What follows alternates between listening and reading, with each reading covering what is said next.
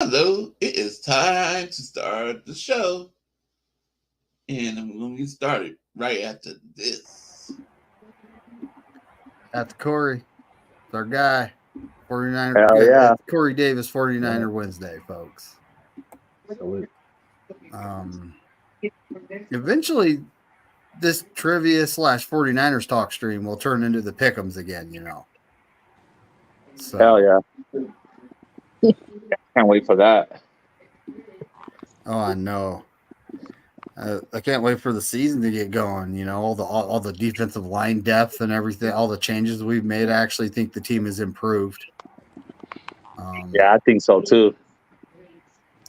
I wish they'd do better than draft the O lineman in the third round, though. But it is what it is, Well, the last O lineman they got in the first round, we all begged for mercy to leave us as soon as possible. So yeah.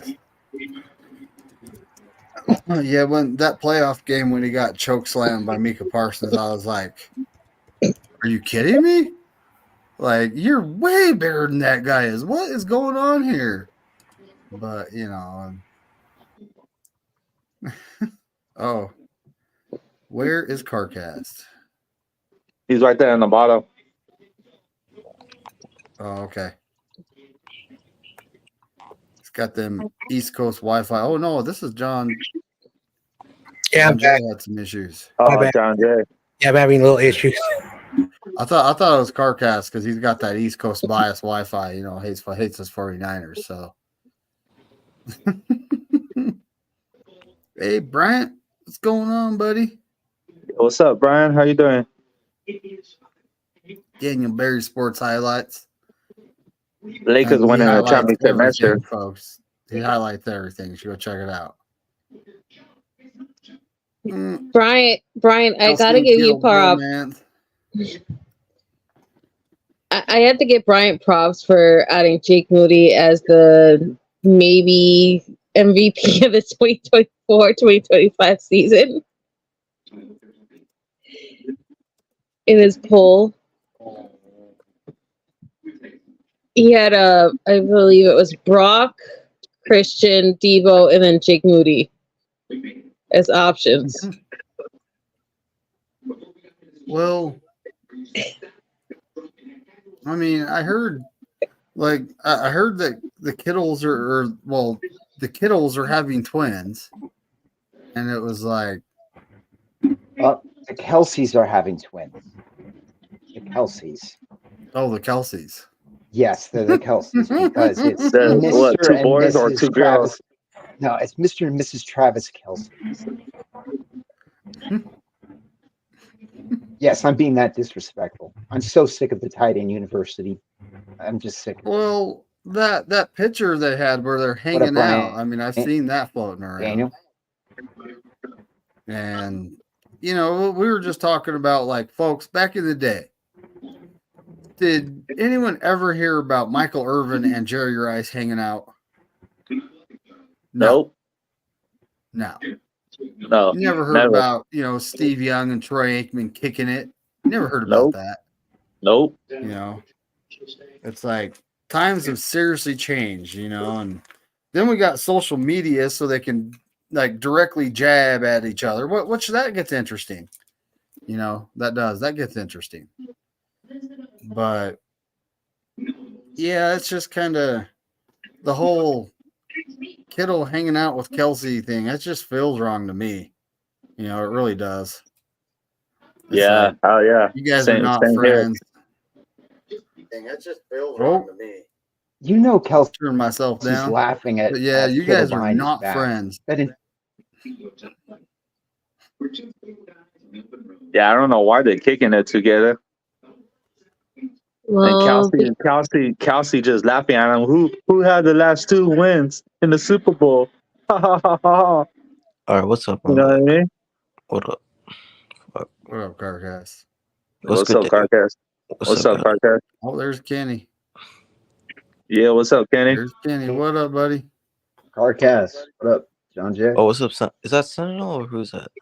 It's Yeah, Sentinel. Sentinel. It's Senna. Yo, Yeah. what's going on? What's going on? What's going on, Didn't I dog? send the link? I swear I sent the link to Sponge. Maybe he can't make it. I'm on my old man shouting at cloud. Who you guys talking about? Kelsey and Kittle hanging out? Yeah. Yeah. That's You, stupid. I'm dude, sick of it. honestly, like this didn't happen back in the day. You know, this just didn't. Like, I mean, I don't take too much into it. You know, if they want to hang out, you know, it is what it is. You know, I mean, maybe they're friends outside of football, not, you know. Because I know Debo and AJ Brown are like best friends outside of football. So that's interesting. I mean, you know, it's a different life outside the sport, but. Well, on top of that, like like I was saying, social media has connected the world.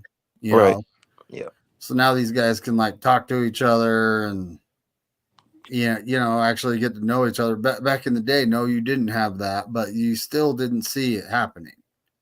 Yeah, exactly. You know, you didn't see Emmitt Smith and Ricky Waters hanging out. You didn't see, Charles Haley when he was with the Cowboys hanging out with like Bryant Young. You didn't see any of this happening. You know, Mm-hmm. They were your Yeah, competition. we didn't. That's the entire point. If you're competing against someone and that person has beaten you twice in the Super Bowl in an embarrassing fashion, how can you possibly invite this guy to your tight end university? Because they knowing both he's are talking and owners and creators of Tight End Youth. They created with Greg Olson. It was the three of them combined that made it as an It event. wasn't Kittle. It wasn't just Kittle. It was that. It was Kittle, Kelsey, and Olsen together, all banded together, made the first one, and have sponsored it every year since, and have further pushed Charmin and all the different sponsors and all the different loot that they get and everything else every year. It's becoming like a bigger and bigger deal. It's just a money machine. That's That I all it get, is.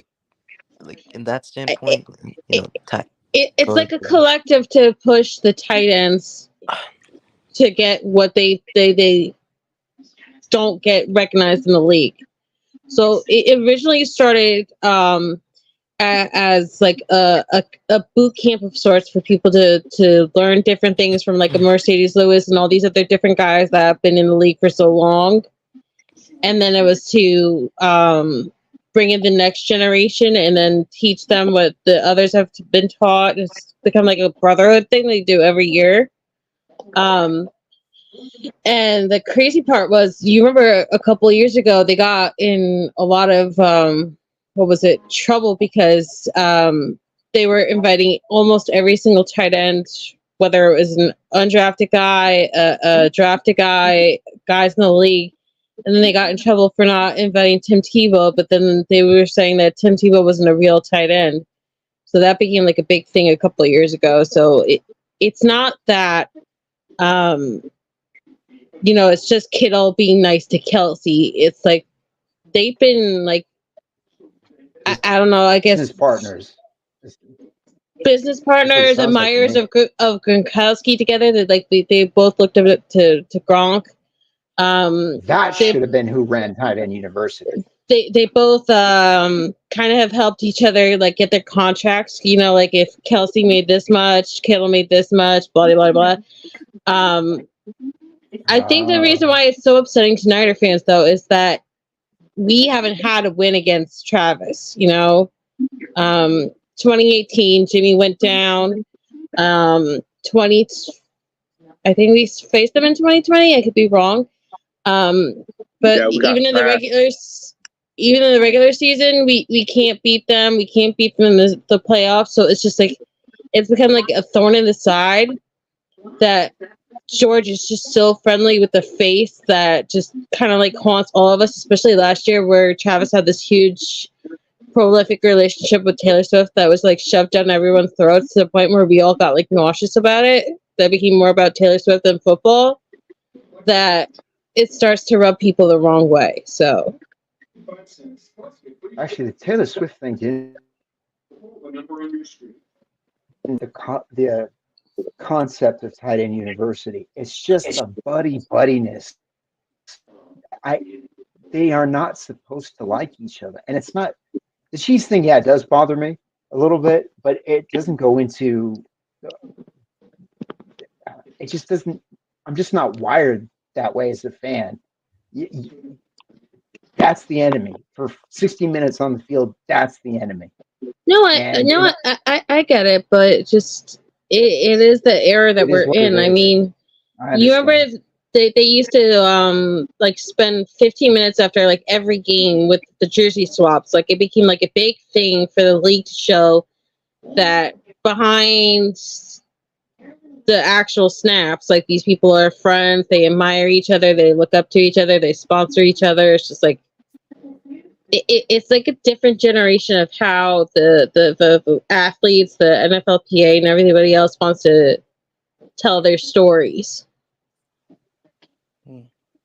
Also, a lot of these players went to college together, and so for an example, there was a game that the Niners played, and 3 of the players were in the Seahawks, and one of our players was on the Niners, and they all played for, I think, USC, and they took pictures together. They one of them switched one of the Seahawks jerseys with the Niners jerseys, and again, college football. I'm a huge college football. A lot of these players, a lot of people don't forget, college is still more bigger than football because that's the school they went to. You know, they go. You know, when they're not playing on bye weeks, they go watch their teams play, and so a lot of these younger players are like, yeah, you know, school first, or football teams later. And so, if you see a lot of that, there was even, you know, in the Ravens game, a Niner player and a Ravens player played on the same college team, different classes, but that's also another thing that people forget. You know, we draft these players from college. A lot of them are going to know each other, and so that's just why those jersey swaps and all that stuff have become big. It used to be like good players and good players I switch know. for fun. I know how it used to Now be. it's Let's all, just move hey, on at we this went to the point same because college. Let's I'm switch not. our I'm uniform. just. It's good for fun. There you are. Yo, my bad. I appreciate that, bro. Thank you. And so, Kenny, Michael Jordan never played for the Bears. He did try playing for the White Sox, though, the Yeah, baseball White team. Sox. Yep. We got Yep. Bebop Baseball. in the house. Bebop's in the house. What's up, Bebop? Yeah, what's up, Bebop? How's it going, buddy?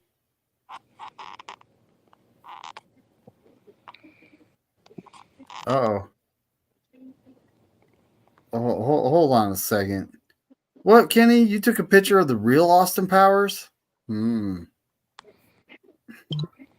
yeah.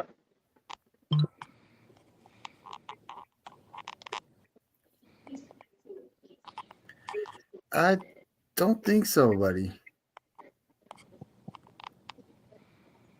What? Sweet ISA.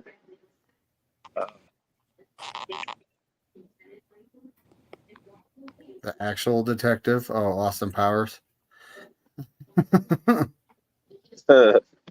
That's funny. But yeah, it's like freaking, yeah, it's just strange. Stuff like that shouldn't be going on.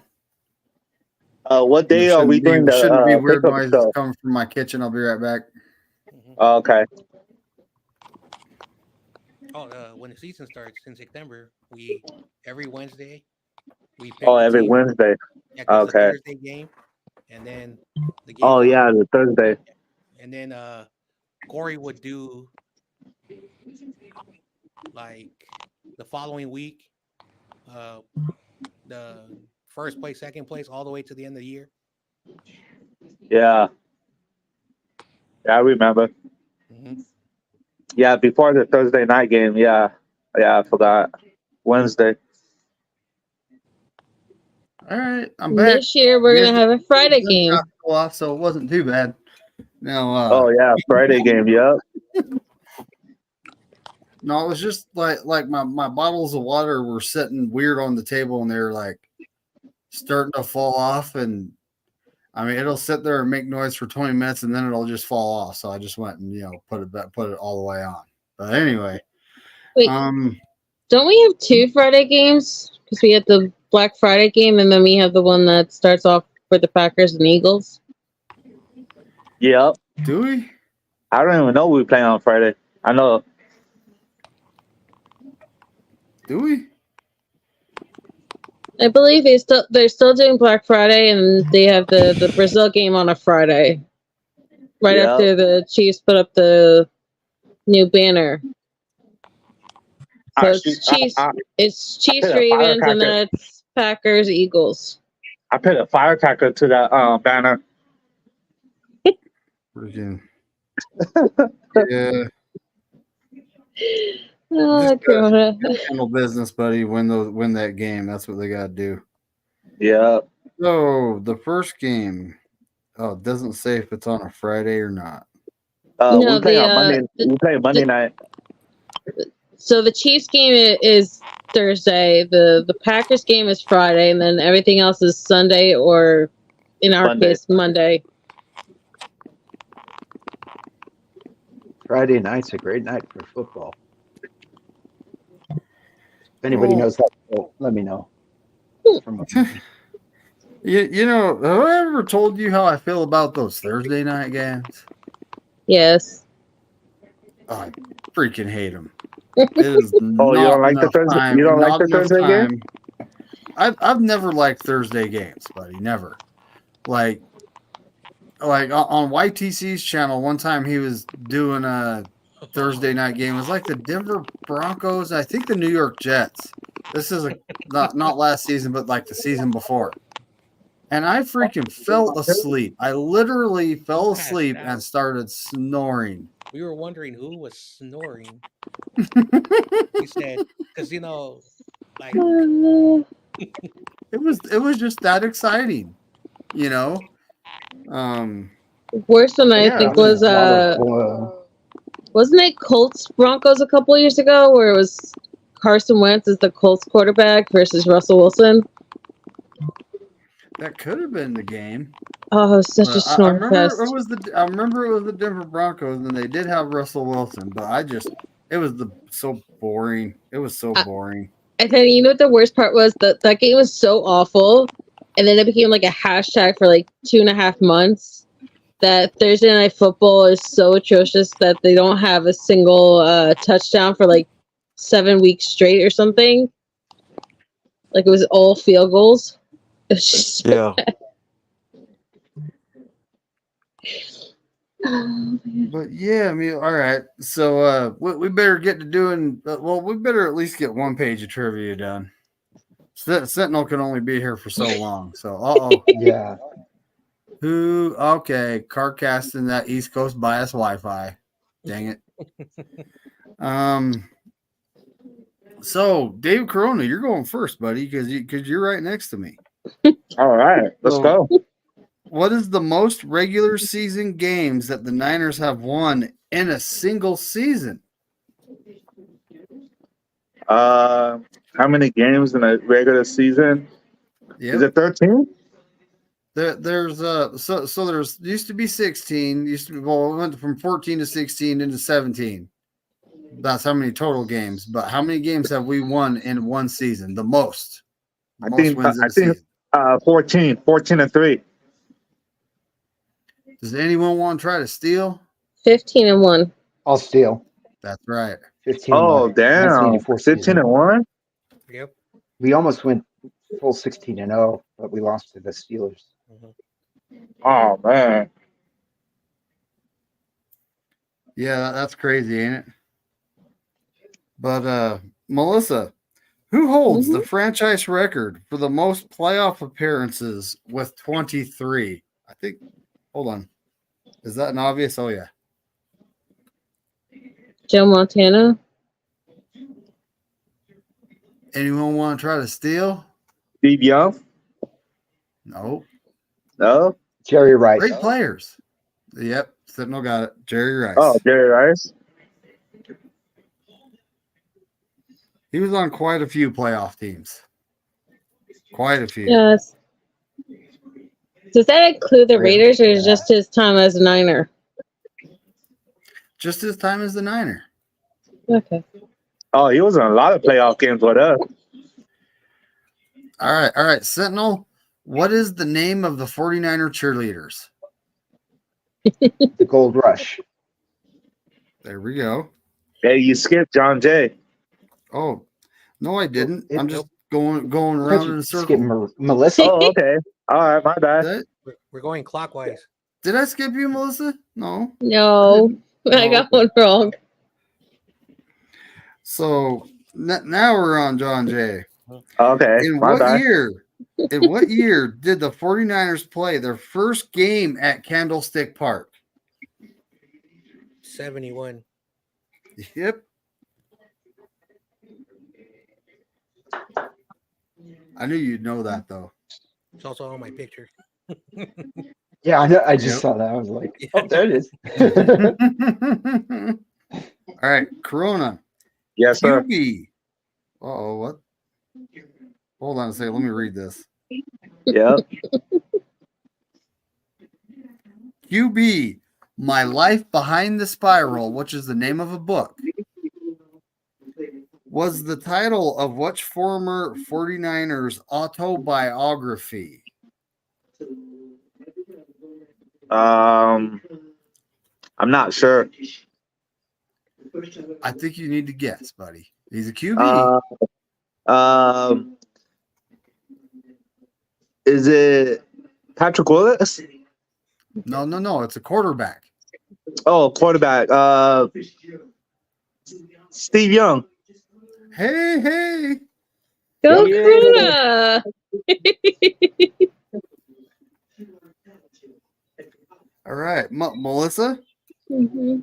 Who succeeded Jim Harbaugh as the 49ers coach? Jim freaking Tom Sula. That was painful. That was painful to ask. Yeah, hell yeah. You got You know what the worst part was? Last year, his face was all over my Twitter again because he won some European league and everyone was trying to tell me how good of a coach he is. European League. Yeah. To Had see one how of he those does. back in the day.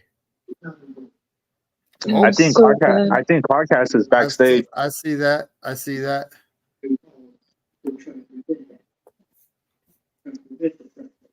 He's back.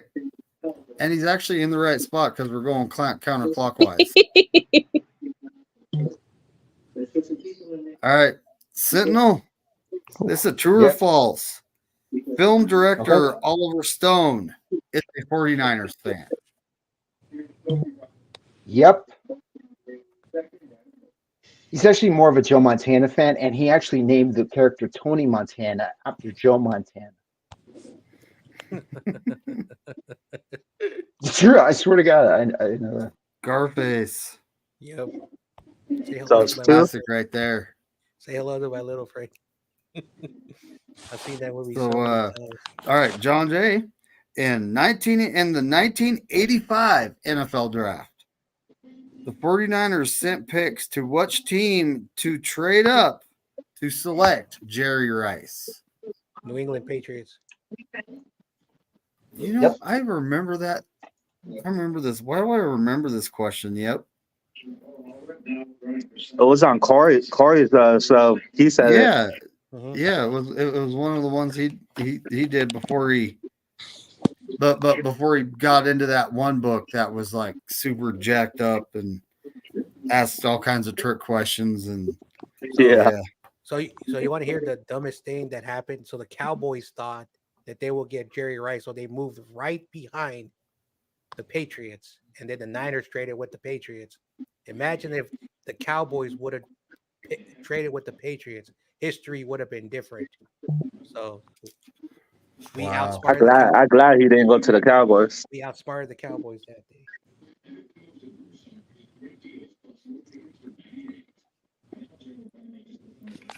Oh boy. We're on quest 15. Yeah. I gotta keep my bookmark in there in case this thing snaps shut again. So, Carcass, buddy. This is a Yep. long one. Which receiver who caught 277 passes and scored 27 touchdowns for the 49ers between 1960 and 1966 later enjoyed a successful acting career, appearing in movies including Bill and Ted's Excellent Adventure and Guns of the Magnificent Seven? Damn. Really? That is a good question. Oh my god. I totally expect you to not get this. I have no clue. Bro. I don't even. I skip. Can you give us a No hint? clue. Maybe a hint. Yeah, I don't know. Is he a Hall of Famer? No. He is not a Hall of Famer. Probably someone I never heard of. That's more than likely the case. Yeah. All right. Bernie Casey. Yeah, I would. Yeah, I would Damn. never. Yeah, I never get that one. I've never heard of him. So, shout out to Bernie Casey, I don't buddy. remember seeing him. Yeah. That's insane. Who did I ask that question to? Carcass. Carcass. Okay. So, David Corona.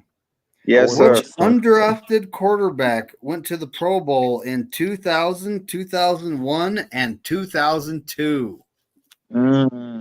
After Steve Young. Yeah. Jeff Garcia. Yep.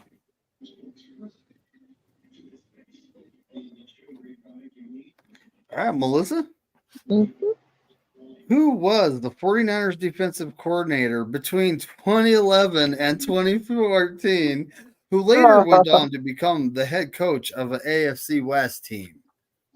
Vic Fangio. Yep. Spongy's new coordinator.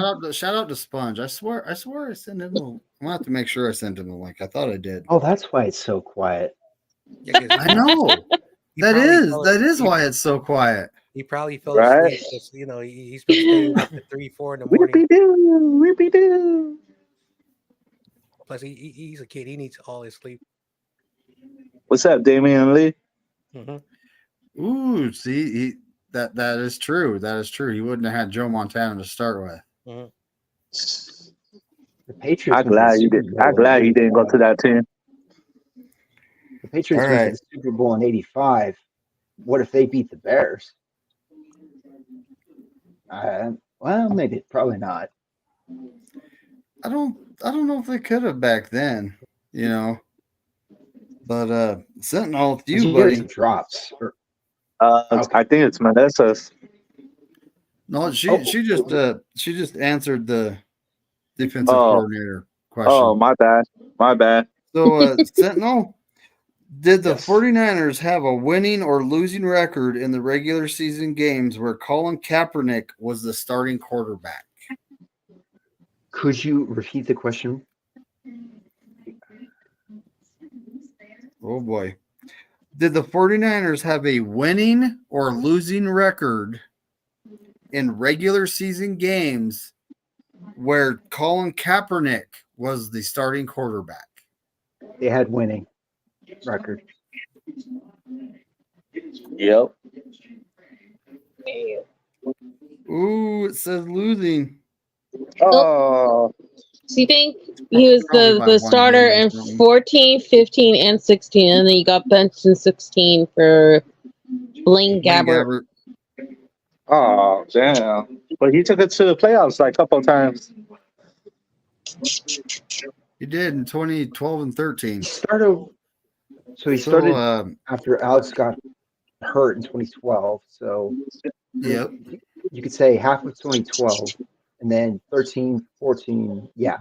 So yeah, 14 we were 8-8, and then 15 and 16 we had losing records.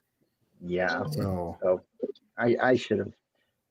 You can't blame me too much. I mean, it's like a memory hole. It's like something I don't want to remember. You know what I mean? Yeah, I don't want to remember those years either. So, John Jay, which father and son have both been the head coach of the 49ers? Mm. Huh? Oh, Let's see. The only thing I can think of is Mike and Kyle Shanahan. well, now the father was a long time ago, and the son didn't do so hot. Oh, Dick Nolan and Mike Nolan. There you go. Oh, hell yeah. Is that the 2000 I remember Ravens? that. That dude used to wear a suit on the sideline like his dad did too. Oh my gosh, don't even. Oh, you serious? Yeah. So, Carcast, Yep. which 49er is the only player to rush for more than 200 yards and score 4 touchdowns in the NFC Championship game? Well, oh wait, Raheem Mostert. Yeah. Yep. Yeah, I was gonna say I that was one now expecting too. you to get Man. that. I was expecting you to get that, buddy. I swear to God, I was about to say Frank Gore. I was Yeah, gonna it say was Mostert. 2019 is the Green Bay game, wasn't it? When Yep, Yes. Green Bay game. James threw Yep, like 8 passes or something.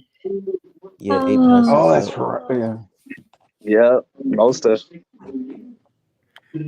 All right, so we're up to you, David. Yes, Which sir. 49ers defender won the AP NFL Comeback Player of the Year for 1999? Oh, 1999 comeback of the year. Was it? Oh man, He's a 1999. Hall of Famer, recent Hall of Yeah, Famer. But he's a Hall of yeah. Famer. Patrick Willis. Nope. No. Number. 97. Oh. I know who you're talking about. 97. BY Corona. Go ahead. You guys could say it. Bryant Young. Right. Buddy. Yeah. Brian. Yeah. I should got that right. It was probably on the tip of your tongue and you couldn't get it out, buddy. You know. Yeah, exactly. So, Melissa, we got true or false here. James Richard Garoppolo attempted just 8 passes in the NFC Championship game in January 2020. I'm just marking you right. I'm just marking it right. True. And then we had to hear 45 minutes of Terry Bradshaw talking about how he wasn't the only one to only throw 8 passes and make it all about himself. Who else At did? the- Terry Bradshaw. Hey, remember he said the immaculate reception. They practiced that. Remember that. Remember they practiced that. Bradshaw was just a fool of himself, and he's just catering to the Steelers Nation. Well, remember he played in the 70s and he took a lot of headshots. He's a good guy, but you know he did. He took a lot of headshots back then. He was a good quarterback for his day. But so we're going to Sentinel, whose 208 appearances between 1994 and 2007 are the most by a 49ers defensive lineman. Bryant Young. Yep. I expected that. John Jay. Mm-hmm. After starting the 2016 season with a 28-0 win over the Rams, yeah, buddy, the 49ers went on to lose how many straight games? Oh my goodness. Oh, that hurts. I want to say we lost. Oh man. I remember that year. I'm gonna go and take a wild guess and say 11. Anyone want to steal? 8? Nope. No. Wasn't it like 12, That's 13? close. That's it. Yeah. Number I 13. remember it was like double digits. Yeah. Honestly, I think it's the longest losing streak in 49er history. Yeah. Damn, 13 straight losing. That's a long Yeah. time. Yeah, because that year we were 2-4. We beat the Rams, which is kind of funny. Our only 2 wins were against the Rams. Hell All yeah. right. Well, we got 2 questions left when we're done with this page. And Carcat, you ready? Yeah, I'm ready. So 1980s era linebacker Ricky Ellison was the first player from which country to play in the NFL? A, Australia, B, Ireland, and C, New Zealand. Oh, shit. He took off. Basically, you ended the question. And Unreliable Wi-Fi. We'll save that for him. I don't know what happened. We'll go to David Corona here. In what year did the 49ers make their NFL debut? And this is NFL debut. A, 1950, B, 1951, or C, 1952? 1950? You got it right. You Go got it right. Corona. Telling you, Corona, Because we've been in the league for how many years? We've been in the league for a while, huh? Like 50, over 50. 1946 is when we were originally founded, but we were part of the All-American Football Conference. And then we joined the NFL in 1950. Oh, yeah. Hell yeah.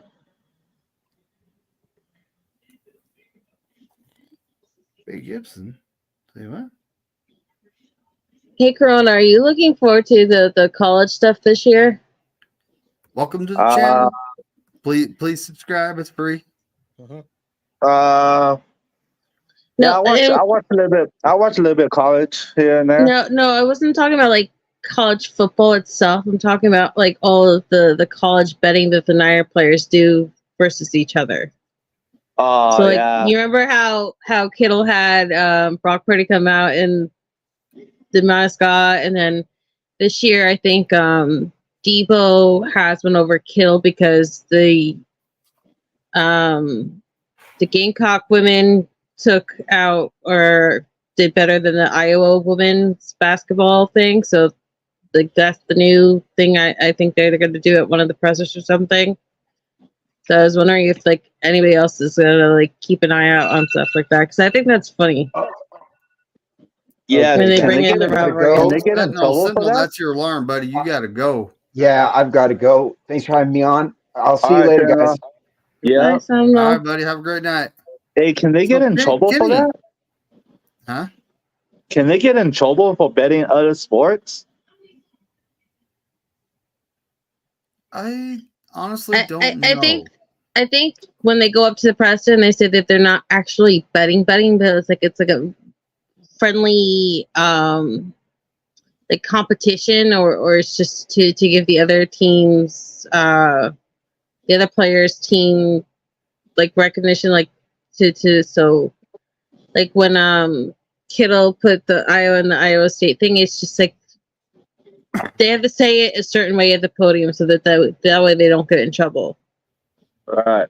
Okay. But yeah, I thought that was interesting that they keep doing stuff like that. Like it's better than having to see George Kittle like at his presser with a freaking Jimmy G shirt. So Sure, right. That's basically called a friendly, friend, just little friendly stuff. Because I grew up like that. It's like friend stuff. Like we would bet like 2-liter sodas, 20-ounce sodas, $5 here. Like you're gonna give me lunch. Things like that, like little friendly thing. yeah, but you got to be careful with today's climate because now with the whole gambling thing and how everyone's getting these like excessive suspensions, you got to be really careful the way you talk about it. Not only as like an official like player in the league, but also in like any interviews you do and everything else. It's like become like this big taboo thing So where you gotta talk about it a certain way. So there's a difference between you and your friend doing little like goofy bets like, oh, Brock Purdy has to come out with a giant mascot head. That's like the league does not care about that. That's like now say George Kittle and Brock Purdy went to a casino and they got Yeah. caught. That's a different story. So a little friendly, like I don't want to say it because like little childish betting. That's the best way to. The NFL does not care about that. Like, oh, they're gonna bet like, oh, he has to wear like a 1980s, tracksuit, things like that, and then or carry a backpack with like with a kid's logo at the back. They don't care about that. But yeah, there's a difference from betting. Oh, he went to okay, that's a different story. You're not supposed to be doing that. That stuff like Brock Purdy with a mascot head, that's just funny. That's not real betting.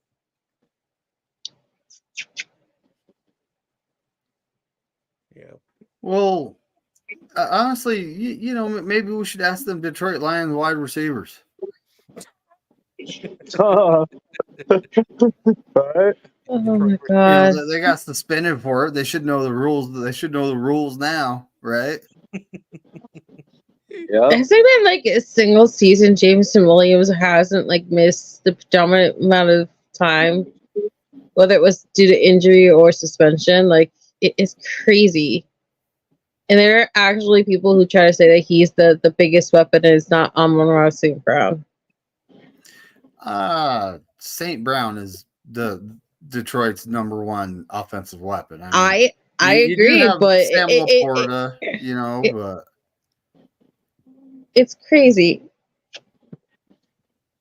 So how much longer we have to wait so BA could get signed? Probably August. Mm-hmm. Yeah. I'm just being honest, Yeah.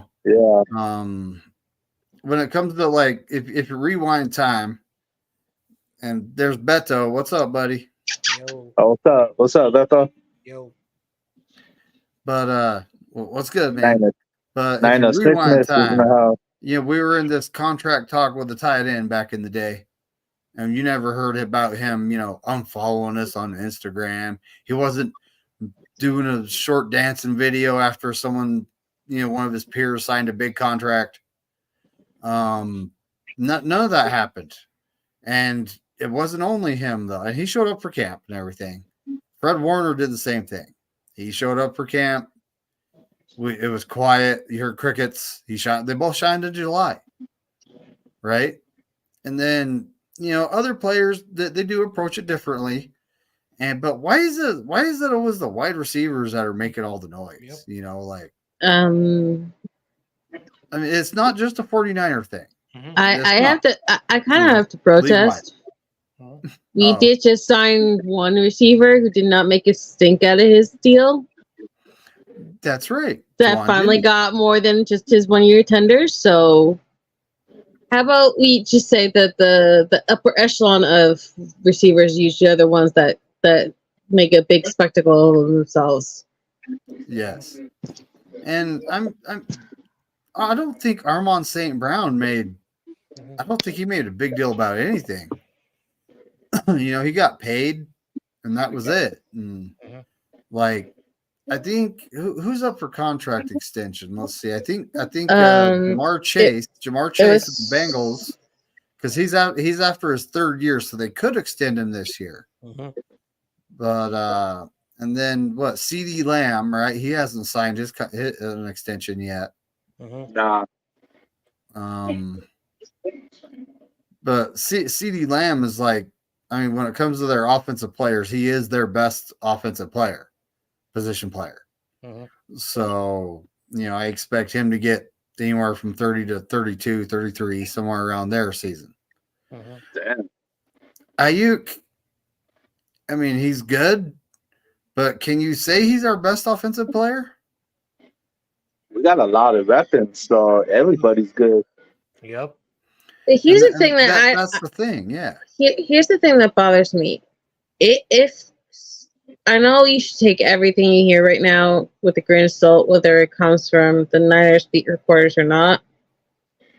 But if they did offer him $26 million a year, that's without all the other incentives and stuff that they usually tag on. Like, you can't go much above that. Like, you're already paying a crazy amount to Nick Bosa. You have to pay Brock soon. It's just like, if he really snubbed his nose at $26 million a year, I would love to keep Brandon for the long haul. But any more than that, it's just crazy.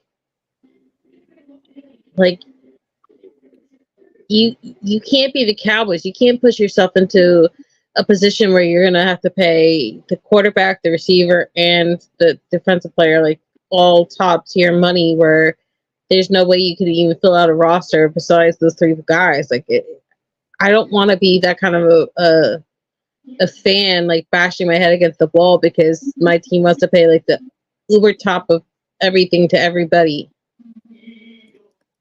Mm-hmm. Well, that seems to be the Niner way. Yep. Because we wait all off season for all these guys to sign their huge contracts, and it drives the price up. Mm-hmm. Then we sign our guy to the biggest contract. Ooh, okay. There's this thing called the salary cap, folks. Mm-hmm. Salary cap. And I mean, like Aiyuk, they were probably wise to try to sign him long term last off season. And just because that was between his third and fourth year, you can negotiate a long-term contract at that point. And if you do it soon enough, you can void the fifth-year deal, Mm-hmm. which he's going to be on his fifth year this year, right? And then, we get him on the cheap. We get him for 23 to 25 million. Okay, he's happy, But then all of a sudden... Here's the thing, though. They paid Debo last year, right? 2022. It was Bosa's term last year. Okay, so either way, you paid Debo like 2 years ago. I don't think that they wanted to do that where they like rip something up early. Like, that's not something the Niners really do. Like, rip up within like 3 years. I know that's like a possibility, but even like didn't we like, even think about like tagging McGlinchey for a while and not like extending him? Like, that's just not something we do. Like, that was crazy that they even did that with Devontae Smith. They ripped up his contract and then made something new. I mean, it's frustrating, but I think this team just like likes dragging their feet to the last possible second. And this is a fact, Damien. The NFL is a business. You can't keep everyone. That's a fact. That's the thing. Like first, all receivers, Phil. Like, if a receiver's good and they're, consider like top 10 level in the NFL, they always do this. One good example, which I don't think our receivers was Randy Moss. Randy Moss was a great receiver, but like his antics and all that stuff got him kicked out of Minnesota. It had nothing to do that, and it's a business. When he left Minnesota, he was horrible with the Raiders, and then when he went to New England, he became a top tier receiver. So it's a business. And when it comes to Brandon Aiyuk, of course, I don't really follow the stuff like I used to anymore. Like, but it's about guaranteed money because there was a stat line that they showed where the top 5 guys who got paid this offseason range from 70 million to, of course, Justin Jefferson, who is getting the most guaranteed money. And even Justin Jefferson is making about 27 million fully guaranteed per year. So, and I don't know where Brandon Aiyuk, he's not Justin Jefferson. You're not getting 27 guaranteed. So I don't know what his number is, but I don't think he wants to be like the receiver from Houston, which his cap, like his guaranteed is like about 15 million. So I don't know what he's looking for, but they're saying between the guaranteed money, I think Brandon Aiyuk, if he is like saying what the stuff is saying, if you're full of yourself and you think you're worth Justin Jefferson money, you need to look yourself in the mirror and I really personally don't care. This is just my opinion, how I feel now. Like, come on, man, don't be full of yourself and think you deserve Justin Jefferson money. Because if that's what you're looking for, the Niners are not going to give you 27 million fully guaranteed per year like Justin Jefferson, and you're not getting 35 million cap. That's just how I feel. So it's a business. I like Which Brandon. is I like Brandon Ayuk. I like him. I want him to stay long term, but it's a business. Like, it's a business, and if he doesn't want to be here, he needs to just say, "Hey, you don't want to pay me. I don't want to be here no more." Just tell us how you feel, man. None of this passive aggressive, stuff that you're posting on your social media. wait, which receiver from Houston are you talking about? Are you talking about Nico Collins or Stephon Diggs? Didn't they pay both of them? Collins, Okay. he got paid. Diggs, I think he's still not because he got traded, so Buffalo's still paying part of that, and Houston's paying part of that. But yeah, so between 70 million guaranteed all the way to 115, which is the 5 guys who were paid this offseason. And the guys between Jefferson and Nico are getting around 20 million fully guaranteed. So that's if you're complaining about, oh, I need 7 million more guaranteed, like be above those other guys. Again, that's just how I feel. We'll see what happens. Maybe like negotiations. He thinks he's worth this. Nice. They're gonna come to a number in the middle, and they're both gonna be like okay about it. That's just how negotiations are. What Damian Lee was saying, yeah, he got a fat contract with the Rangers. Yeah, baseball's different. Like, But they couldn't build around him. Yeah, That was Plus, the thing. plus And they McNeil. ended up trading him to that one team in New York. Oh, please don't he talk about should have stayed A-Rod. in Any A. Seattle or I Griffey. don't. I love you guys, but I don't want to talk about any A-Rod that's in my area of the New York, New Jersey area. Neither of them, please. Who? I don't want to talk about Alex, and I don't want to talk about Aaron. Neither. Ever. Like, ever, ever, ever.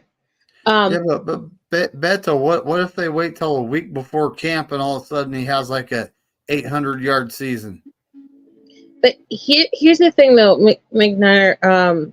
You were talking about how come we didn't sign him last year, but you forget they were also still paying D Ford last year. Like, this is the first year that we're not paying D Ford any kind of salary.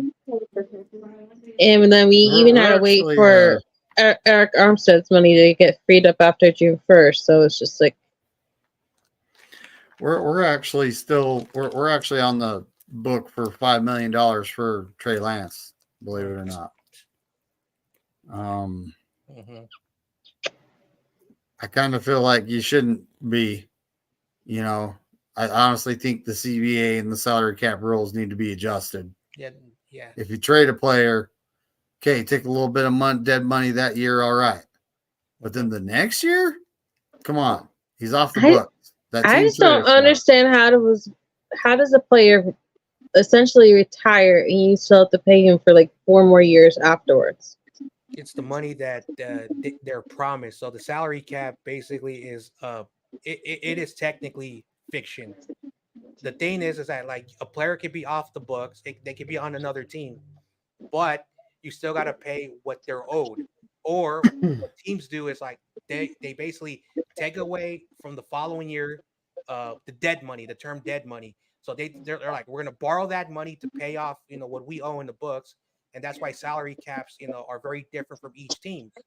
And so this is the reason why I do not like the NFL salary cap. As I learn more about it year after year, is that they need to go to the luxury tax system like the NBA. Because I remember when the NBA voted in the mid 2010s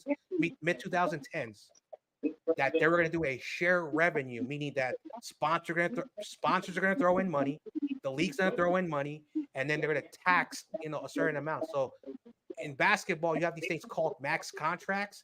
The team, the league, and the sponsors pay. That's why these players get crazy amount of money. In baseball, it's different. It's fully guaranteed because they just write the checks. They don't care. Football is a weird, antiquated system, meaning that it's your guaranteed contract versus everything else, because you still have to earn more money by working out, going to practices, doing this, doing that. And if you win or you have a good game, they give you bonuses. There's a lot of these dumb things that make no sense. And so they need to go to the luxury tax system. The league's like, all right, this is the money. Once you spend over this, you owe the league. And so owners would rather pay the league to overpay for their players. That's how basketball does it. They pay the NBA whatever they owe, and then they sign players 50, $60 million in the NBA. That's what the NFL needs to do, because the salary cap, players don't get paid the full amount of money, and they get to restructure your contract, all that stuff. Look what Eric Armstead, he restructured his contract. He got sick of it. And so we had to wait to a certain day for that money to be off the books. Why did we have to wait so long for that money? It's an antiquated and dumb system, which I do not like. Let the owners do what they want. But the NFL has a salary cap for a reason. We want parity. We don't want like a team winning year after year after year. So that's why they have a salary cap, to keep it even. So it's a dumb system. I don't like it no more. Shout out to Kenny. I think he just wants a guy named Ladd on the 49ers. He's talking about the Ladd McConkey. He was a wide receiver. The Niners actually had a visit with. I can't remember when. They visited with a lot of players they didn't get though.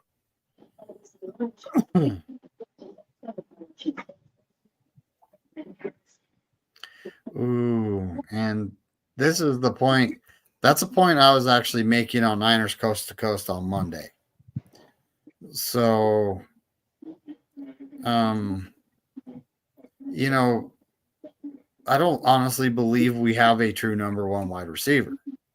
And yes, his numbers were good. 75 catches, over 1,300 yards. But like Amon St. Brown had over 100 catches and over 1,500 yards. But he got the ball more, Okay. a lot more though. And then something I asked Ty was do you remember a game where Aiyuk just took over the game, and it was him marching us down the field? I remember, and he mentioned the Washington Commanders, and that's true. That was a game he did that in. The Steelers, week 1. That might be why Mike Tomlin wants him right there. Right. Here's the thing, though. What?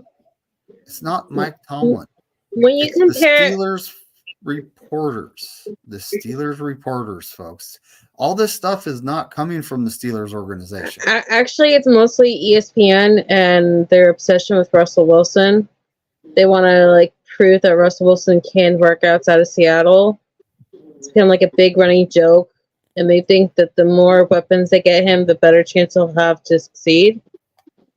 Plus, they have Ryan Clark and Louis Riddick, all these other former Steelers that work on their network. So it's become a big thing that they want to prove that Mike Tomlin can be more than just 8-8, or now what is it, 9-8? So being above 500. So, but the thing that comparing Brandon Aiyuk or Debo to receivers in other organizations, it's kind of crazy to me, because we don't exactly have a traditional system where we throw it down the field all the time to one receiver. The Vikings would be lost without Justin Jefferson. The Lions, for all their new players, would be lost without Amon-Ra St. Brown. So it's kind of crazy to say, well, I mean, we've been without Debo, we've been without Brandon, and we survived. So it's not like the same kind of system. Yeah, we got a lot of weapons we could use. Yep. I've said this one time I called in Rumbo, that we will never have, as long as Kyle is there, a 100-yard receiver, 1,600, because 100 yards, per game is 1,600 yards. Now it's 17, and double-digit touchdowns per year because the way we run the offense, we have a wide receiver that we use as a running back every now and then. Of course, CMC, had 60. I didn't know he had 60 plus catches this year, so that's a lot for a running back. So that took away catches from our receivers, and so at the end of the day, and also he wants his receivers also to block. You go to the other NFL teams and you watch those games, their receivers don't block. Their receivers are receivers, and so well, they kind of block, but they don't like Brandon Aiyuk block where he's running 70 yards downfield to block for Christian. But here's the other thing, though. When you're talking about that, weren't there also back-to-back games last year where Christian had 4 touchdowns versus Arizona, and then we went the next week and played the Cowboys and had 3 touchdowns to George Kittle, or was it like Arizona something else, and then it was Dallas? I think Beginning Christian year? McCaffrey was the Cardinals, and then I but think George Kittle was the Cowboys. Yeah, I know it was those. I just don't know if they were like back-to-back weeks or it was one in between. But so like I said, it's crazy to expect it to be that way. And most of the time, I mean, what was it, like 7 weeks straight we were scoring 30 points or something? And not all of it's all receivers. I mean, you have Brock Purdy sometimes scoring, you have running backs, you have tight ends. It's just, you have Kyle Juszczyk, the bane of my existence. I mean, it's not just dependent on one player. And We we got also two- have a tight end, a legitimate tight end too. And yeah, he's an older player, but that Logan Thomas guy we got, I hope he could He's- help us out. he is a legitimate tight end too. He can block, he can Oh, yeah. catch. He's pretty good. And we're kind of not used to having that behind Kittle. It's like Kittle and a guy that's really good at blocking or a guy that's really good at catching but never really gets the ball. That was Ross Dwelly right there.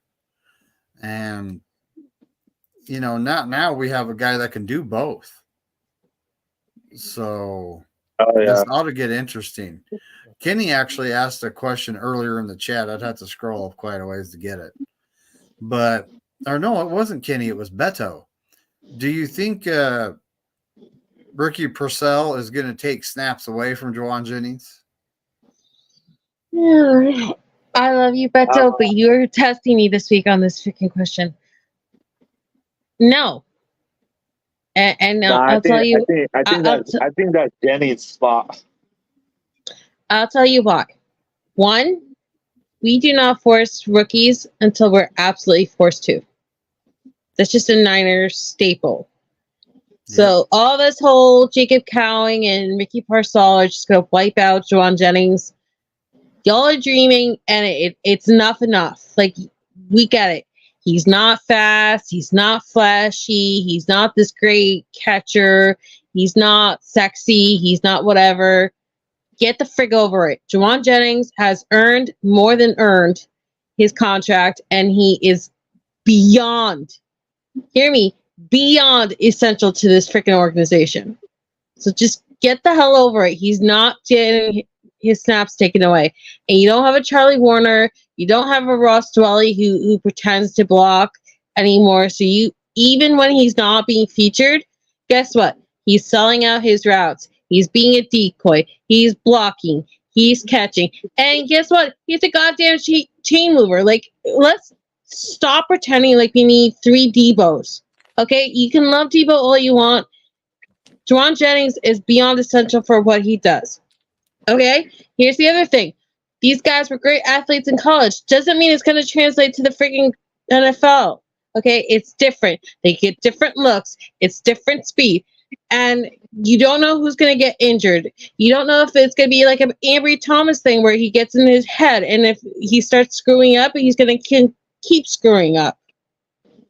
And I rather trust a known quantity that I know is going to handle his business and only keep going and getting better and be that guy that's proven in clutch in hard situations, and hoping to God, oh look, some first rounder is gonna go and take all those snaps away, and he's gonna become this biggest all-star athlete. Like, these guys are maybe here for Brandon or Deebo in the future. They're not here for Juwan Jennings. So this whole freaking conspiracy that one of these little baby rookies is gonna go and take Juwan Jennings' spot, change the freaking narrative. He's going after your receivers spot, the ones that you guys love the most, not Juwan Jennings. Juwan Jennings has a special little cutout part of this organization for him. He's not in jeopardy. He might not be here long term, but for right now, right here, he has more than earned his stuff. And it's not just the freaking Super Bowl. It was the Packers game. It was the Lions game before that. And I'm so beyond sick of everyone being like, oh, well, Juwan Jennings is getting replaced because the Niners got 2 new receivers and they got this and they got that, and he's not needed. Get the fuck over his 40 time. Enough's enough. So the question was, Purcell was going to do what? Take Juwan Jennings snaps away. Take snaps away from Juwan Jennings. So, for me, I'm still a little bit like, scratching my head about the Purcell pick, but again, trust the process. Like one thing I know about Little Spongy, because he's a Sixers fan. Trust the process. So I'm gonna trust the process. Last year we drafted Ronnie Bell, and I really like Ronnie Bell, even though I do not like Michigan. I'm a Buckeyes fan. He played against the Giants because I think Brandon Aiyuk was hurt. Yeah, and so he caught a touchdown. So there's gonna be situations where we probably gonna use Ricky Purcell in some sort of package. Will he be playing like every snap? No. Like, again, trust the process. Juwan Jennings, I like him when he's on the field for third downs. He's clutch on third downs. Like like even Matt Mayoka, who I'm not a big fan of, said, "Oh, are you third and Jennings, third and Juwan, all that stuff." And so he got that nickname. So on third downs, he's clutch. He's clutch in good moments. I don't know what Kyle is gonna do with him. Again, I'm still gonna watch the games. Whoever's on the field, I'm gonna root for. We'll see what Kyle does. If Kyle doesn't play him in the first year, again, I'm going to be scratching my. But again, trust the process. So, Kyle, you drafted him. You wanted him. You spoke highly well of him. You better be right.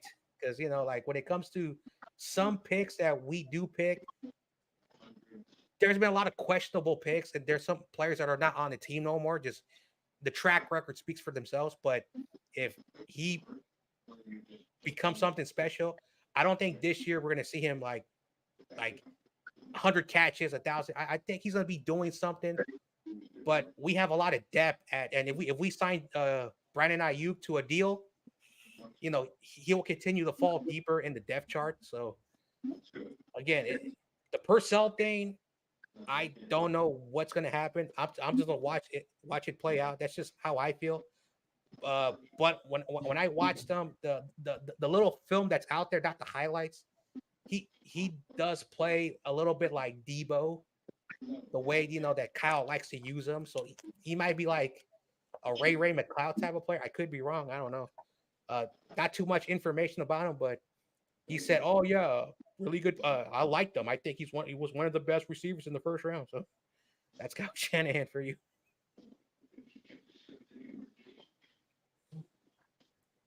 Now, Kenny, buddy, Kyle doesn't like playing rookies.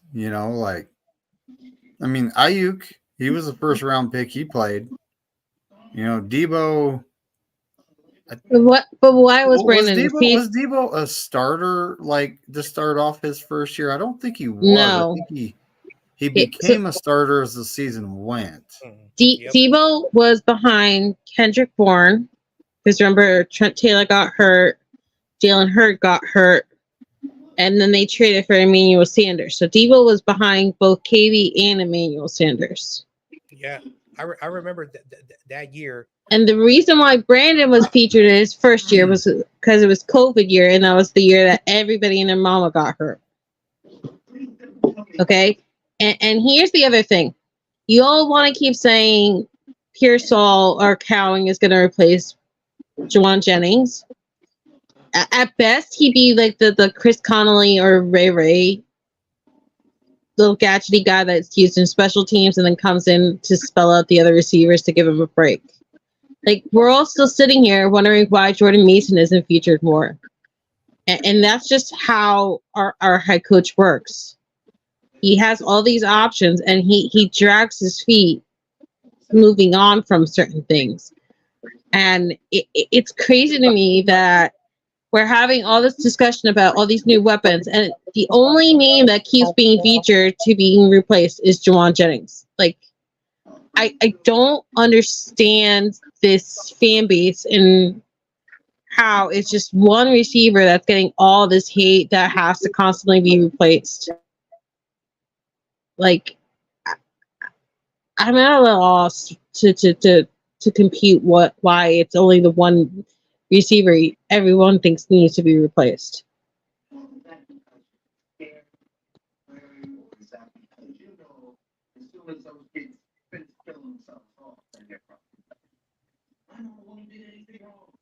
Well, Matt Collins, 84, we just picked up in the draft. Collins? Oh, not Collins. I'm probably not even saying his name right. Well, You talk about Jacob Cowing. Conley. Yeah, yeah, that guy. Conley, the veteran. Now, last year he was on our practice squad, and then we called him up, and he actually did pretty good for us in the playoffs there. Yeah, in the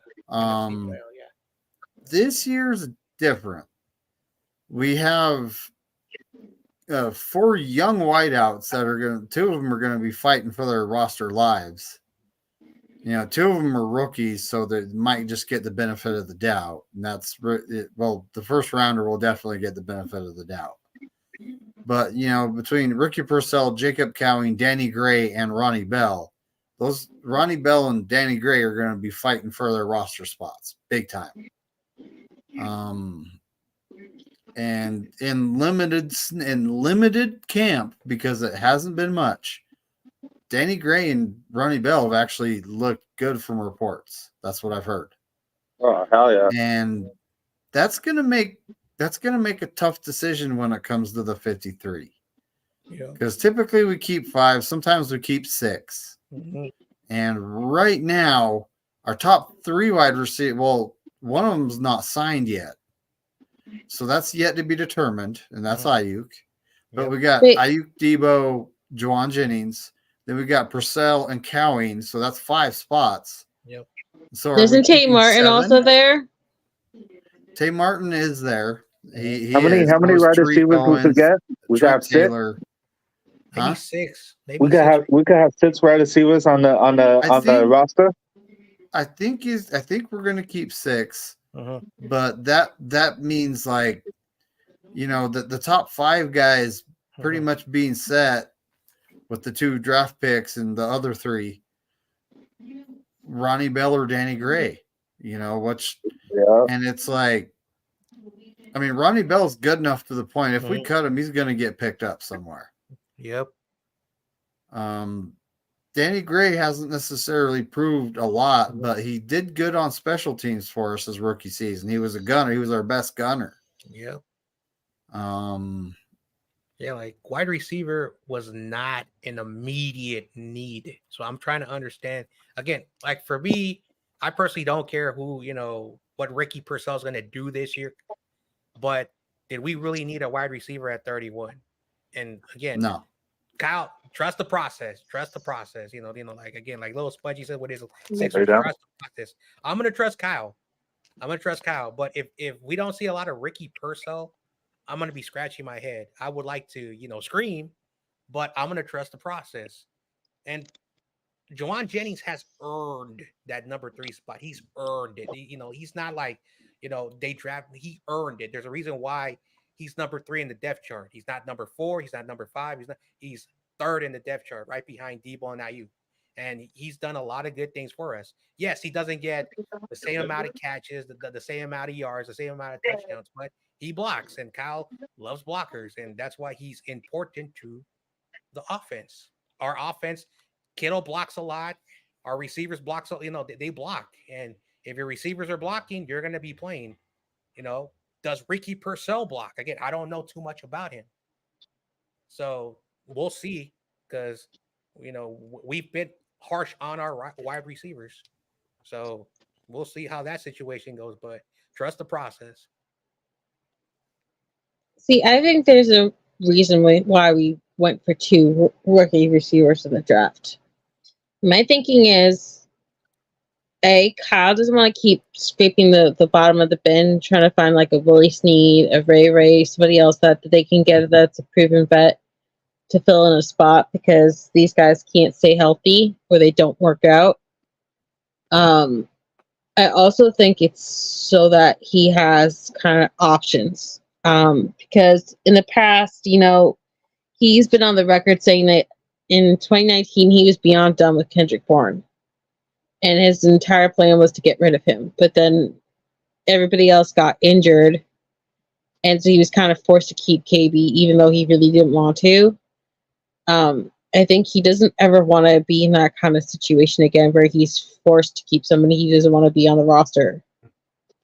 And he feels like he's at that comfortable spot where he can, have his cake and eat it too. So I don't have anything against the new receivers. I hope they work out. I really hope that this year we kind of spread the ball more and, feature everybody.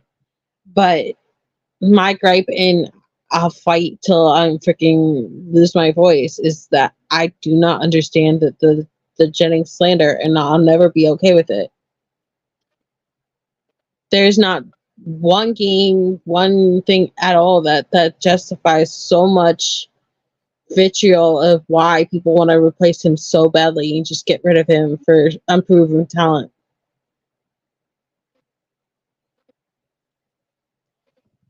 Corona, what are your thoughts? I think whoever could help us win, let them play. Mm-hmm. If they could prove themselves and they could play good and be in the offense, be with the guys, and help us win, let's go for it. Whoever those guys are, that's why I see it. How I see it, like whoever help us out better, let them play. Yeah, it's the ultimate team sport. I know the NFL, and I'm speaking in NFL general, like the generalization. If your quarterback's elite, that's what matters. But there's still 10 other offensive players that are supposed to do their job. The quarterback doesn't play 11 positions by himself. Same thing on defense. It's not just the star player. Everyone has to contribute. And so football is the ultimate team sport. And at the end of the day, as a football fan, because 49ers is a football team. It's a football team. So if you put your team on the side for a while, and you talk and have these questions, again, like I'm able to speak freely because I'm not doing a YouTube thing, like super much. But I can say this now. It's a business. This is the NFL. It's the no fun league. It's the now football league, and it is true. The NFL does not care about how fans feel. The team's owners and the coaches do not care what we fans think. And so when we're I'm not trying to come out as being disrespectful, but I have to say this. At the end of the day, like if you're fixated on all the little details and you're forgetting, we want a Super Bowl. Who cares about all the little details? And I've said this since I was 10 years old, and I'm still saying it over 20 plus years later. The NFL is a business of Super Bowls. It's not a business to put fans in the seat and the money stuff. It's a business about winning Super Bowls. And just like any job, you have an objective and you have to accomplish it. In football, if you are the runners up in the Super Bowl, or if you have that's a wasted year. Okay, that's a wasted year. And the team that's lifting up, we got it, and we're gonna try to do it again, and we're gonna try to do it again.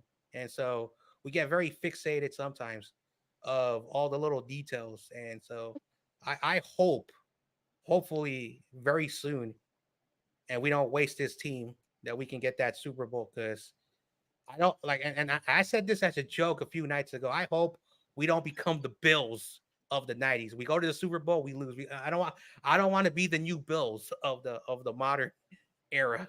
So hopefully we Hey, win. I know we got Jennings for another 2 years.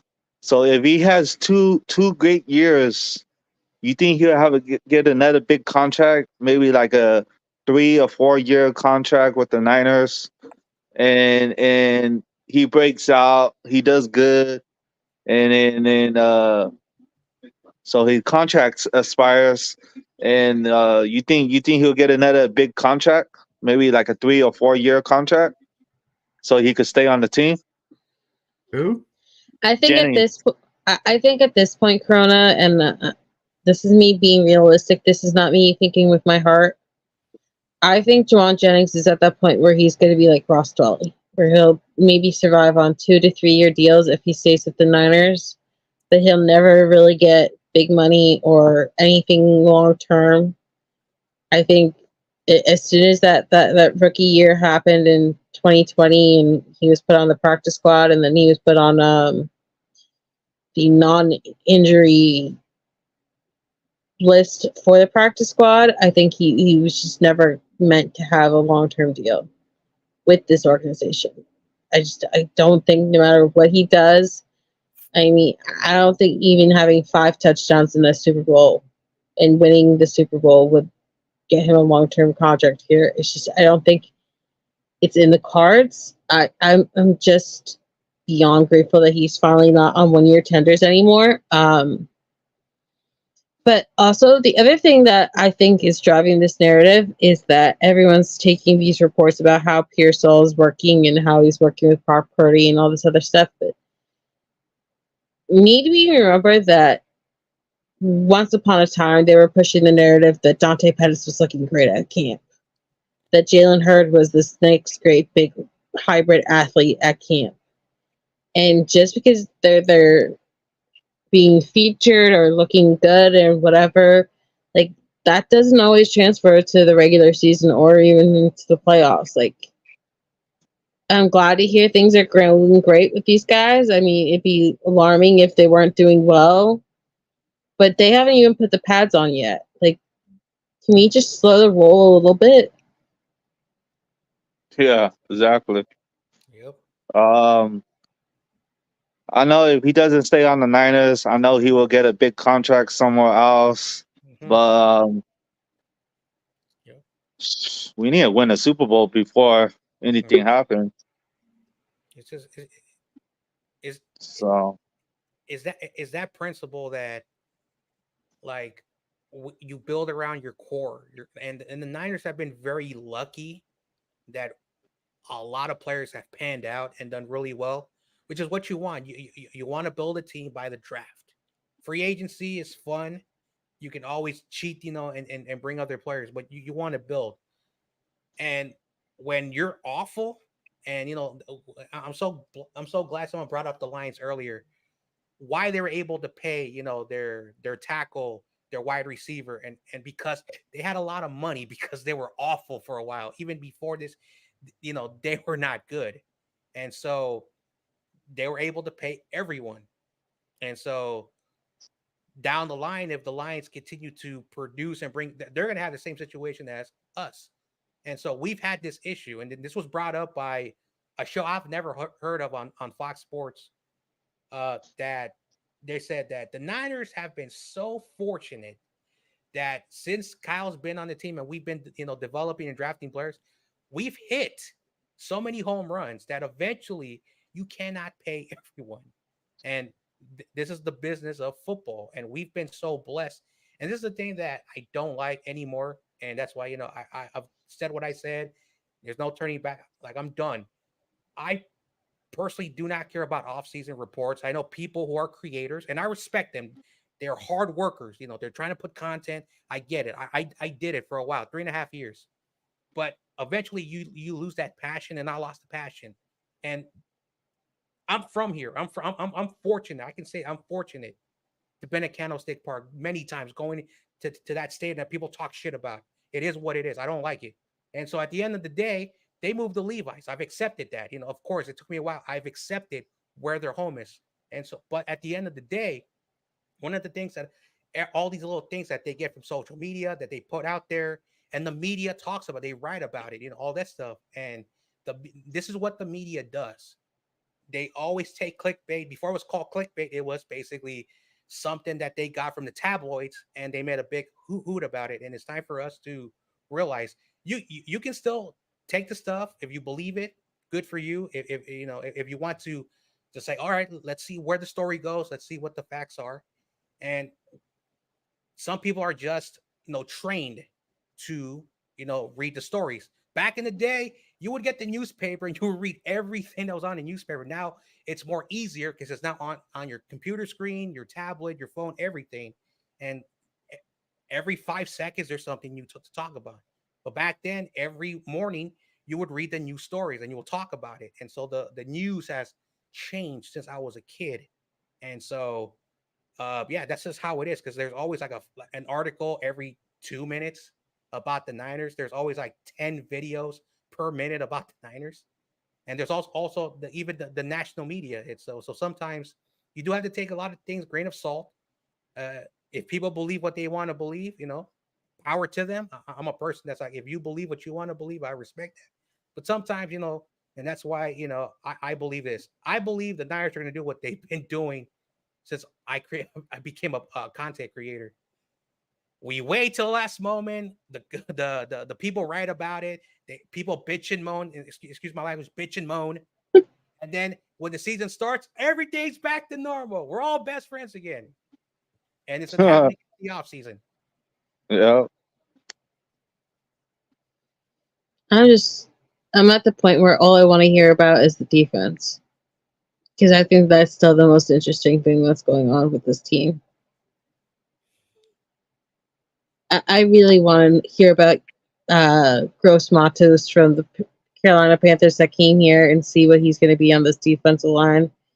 I want to know, is this the last year of Jake Jackson and Kalia Davis? Or are they going to finally get to be something? I mean, do you move on? I want to see what Javon Hargrave is this year. I want to see what Fred Warner is without Drake Greenlaw. I want to see Caleb Bethune be featured. I want to see so many things on this defense. I want to see what it's like without Tayshaun Gibson in the secondary.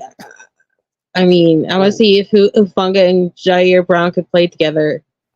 Like, there's so many fascinating things on defense, and we're just so obsessed with the receivers right now. It's crazy that it's just like true. Being not talked about at all.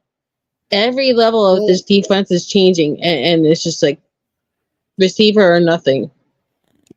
So D Winters, though, you didn't talk about him, Mr. 449. No, but I understand there's D Winters. There's still Sam Womack. There's so many people that can step up and become the next guy. It's crazy to me though that that's all that we're talking about. I mean, Anderson could be fighting for our defensive line. It's just like, I don't understand when we became that team that only talks about our receivers. Yeah. Well, I was saying, like, I think our defensive line is deeper than we were last year. Even with Armstead gone, because we brought in Malik Collins, we brought in Jordan Elliott, the run stuffer. We got Hargrave, we got Kalia Davis, we brought back Givens, right? And you brought in Leonard Floyd. You have who is a very solid 9 to 10 sack player. You got you took Gross Matos. You got all these different guys. You got Malik Mustafa's mom all over social media posting about her son. I mean, it's just you got Brandon Staley, who I have no respect for, but somehow, some way, he's going to have some kind of feature on this defense. It's just. So they didn't bring in Brandon Staley to be the DC. That's what Sorensen is. No, I understand he's not the that's TC. what I I wanted. said that he has some kind of feature Yeah. with it. It's I like get you. what's his No, face? I look at him like What what's your job here? What do you do here? What do you do here? wasn't Anthony Lynn brought in last year to be like the pseudo assistant head coach, but he also dabbled with the running backs, and then Mm-hmm. Bobby Turner came back, and it's just like this hodgepodge of stuff. And then Anthony Lynn ends up going to the Washington Commanders. But So you guys think we have? You think we're gonna have a better defense this up season or last season? I think we're going to have a better defense this season because of Oh, defensive hell line yeah. depth. We're returning most of our starters, which Greenlaw being hurt, that's definitely a deficit right there. Yeah. But then Gibson not coming back or I don't know if he officially retired or not. He did. But then we have Jair Brown, who Funga's working his way back from injury. We drafted that guy in the second round, Green. That corner. Renardo Green, yeah. Yes. And we still have Diamador Lenore, Javarius Ward. We still have Luter Jr., Womack. Now we have Green. And could this be the year we say goodbye to Ambry Thomas? I don't know. We'll see. I thought it was going to be last year. I really did. I thought it was going to be last year. Yep. But so you think we're gonna see back-to-back Super Bowl years? KC and Niners again? I think it's possible. Mhm. I'm think so it's very possible. I don't want to sound like the bitter fan who keeps losing to them, but I'm really at the point where I do not want to hear the Kansas City Chiefs anywhere near a Super Bowl like the Patriots for so long. Like it's becoming like that kind of story again, where I don't want to hear them anywhere near a championship game, near a divisional game. Like I want something new. It's so exhausting. And the referee's gonna give it to KC again, not calling penalties. It's like that's all they do. So bad. Like I remember there was this one play where I think it was during the regular season where Nick Bosa was being so flamboyantly held by offensive linemen by Kansas City that he was literally in a chokehold being swung around with his arms flailing, and there were actual Kansas City fans saying that they are actually being bullied by the refs because Bosa didn't deserve to have a call made for him. And it's just like, yeah, you really that beyond spoiled that you're going to complain that the other opposite team got one actual legitimate call because it was just so beyond blatant. It's just like, it's crazy to me. So is it likelihood that it's going to be Niners Chiefs? Maybe, but I really hope it's not. It's like the referees don't give us a break, and they always give it to the Chiefs because they want to Patrick Mahomes past Tom Brady. But like, if he loses, and they're holding Nick Bosa all the time, they don't call the flag. It's like, come on, this game's rigged again. No, either way, we have to face them in the regular season again. So, yippee! Well, you never know what's going to happen over the course of the season in the playoffs, though. So that's all yet to be seen, buddy. I mean, we got to make the playoffs. Yeah, we got to exactly make something of it after we make the playoffs, right? Yeah. But yeah, I got to go to work early. You guys got anything else you need to get off? You need to get out. So it's go ahead, John. So before we close this, John, I'm gonna make this quick. Corona, I know he hates my team. I'm a San Francisco Giants fan, and we lost the best MLB player in history. Oh yeah, really Mays. And all I'm gonna say about this, it is true about the stories. He would be in the clubhouse. He would mentor the players. He loved all the new players. And Ken Griffey Jr., who is considered, a great player. When Willie Mays said when he was only 17 years old, he met him in person, says that you're going to be a great, great baseball player, telling a 17-year-old kid that he had the stuff. It shows you of the kind heart that man had. And you got to look up his story. And, San Francisco Giants fans are very fortunate. We know his story. When he came to San Francisco, he played in that windy Candlestick Park before it became, the perfect, weird, odd circle. And he would hit home runs in that crazy fog and he was outstanding at his craft, and playing in that stadium in that era made him one of the best players in baseball. So I wanted to say that about him, because not too many kids today even heard of that name, but Willie Mays is that was a guy who He's was a good one of the athlete, greatest baseball players and ever. he was a good person at heart. He would donate, and he opened up the Willie Mays Boys and Girls Club where I live back in the early 2000s. That's the type of guy he was. So I wanted to say that Yeah. quickly before we close the show. And like we say, like what Corey says, F all 31 teams. And like what me and McKnight and John Jay and Melissa says, F the Lambs.